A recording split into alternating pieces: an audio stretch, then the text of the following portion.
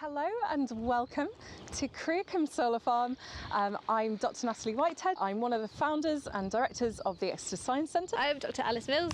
I am one of the founders and directors of Exeter Science Centre. My name's Tracy Ebbrell and I'm the Consultant Operations Manager here at Creacombe Solar Farm. I decided to give something back to the planet because my carbon footprint was huge after being in aviation. So I went into environmental and conservation and the charitable sector. I'm Ray Holland.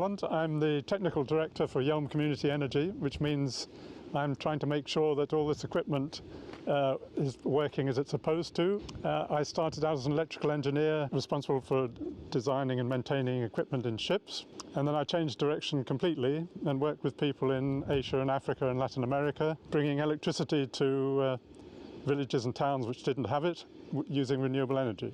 I'm Dr Adam Feldman and I'm a senior lecturer at the University of Exeter's Cornwall campus. I started off as a human engineer, an orthopaedic surgeon, mending people, but now I try to mend and develop strange and exciting pieces of energy engineering. I'm Dr David Jenkins. I'm at the University of Plymouth and I'm in the Wolfson Nanomaterials and Nanodevices Laboratory. My name is Dr Katie Shanks and I work at the University of Exeter alongside Adam Feldman, and I study solar energy panels and new types of technology to make them more advanced and more efficient. My name is Richard Ellis. I'm from Goldbeck Solar.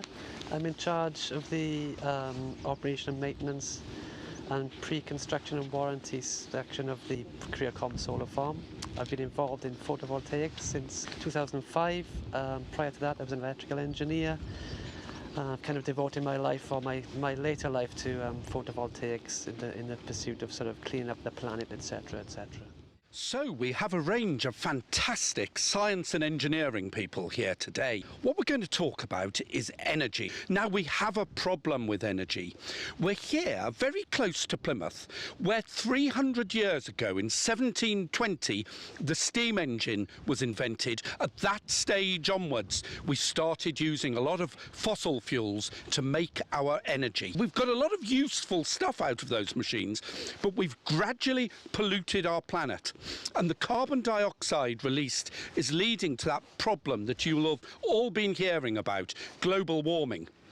So we're going into our next energy revolution. It's called renewable energy. So we've got Tracy and Ray here. We are in sunny South Devon and we have 27 acres here of low-grade soil with which we've constructed a solar farm. We are embarking on an 18-month project to try and get these into community ownership, and any surplus that we make from selling all of our electricity will be donated back, and we can support local projects, local communities, school groups, and really exciting projects on our doorstep. Over a year, this site will generate the equivalent of what 2,000 houses use in a year. Did you have a toy to show us? I have got a toy to show you. This is from 20 years ago. We developed a solar lantern, which is for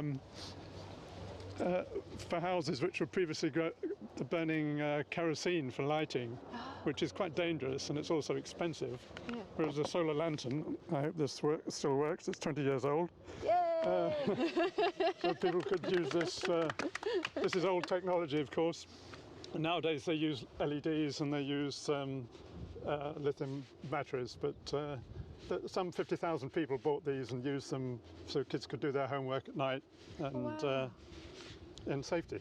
That's fantastic. What happens when it rains? Can you still generate energy when it's raining? So actually what we have at the moment is quite the cloudy day. We line the measurement device to the same angle as the panel, then we take a reading. We've got 468 of watts per square metre. If the sun is shining very brightly, we should normally get 1,000 and 1,200 watts per square metre. So today you can see it's cloudy, yet we're still generating quite good power. So Katie, tell me about your research. One of the things I look into is solar concentrators. So for example, you can see them there.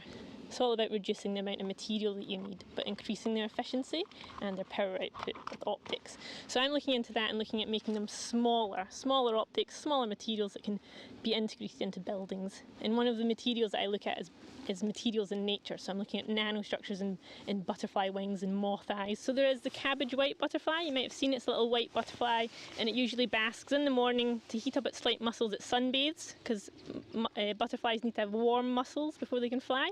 And so they have reflective wings, and it's their nanostructure which reflects light in a kind of like a funnel down to their bodies. So I'm doing the same but with solar cells. I'm going to very quickly speak to David now about his amazing research at Plymouth University. You can see all these metal lines on the cells. This is a bit of a problem because every piece of this metal means we get less light and hence we can get less energy. So the things that we've been working on are trying to come up with a cell where all these metallic layers are not actually on the front, they're on the back. So what we've done here is we put all of those metal layers essentially onto this side here. So it's got a very, very thin layer of graphene that we use here, and this is where we're able to kind of replicate what happens with a big solar panel and still create an electrical circuit exactly the same way.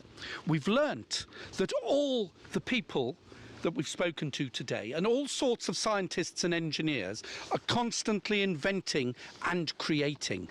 You guys, if you think, invent, communicate, collaborate, you'll be an engineer, because that's what engineers do. They think and they invent. We hope you've learned a lot about engineering and how exciting it is, and hopefully some of you in future will become engineers as well. Thank you all so much for joining us, and yep, that's it from us.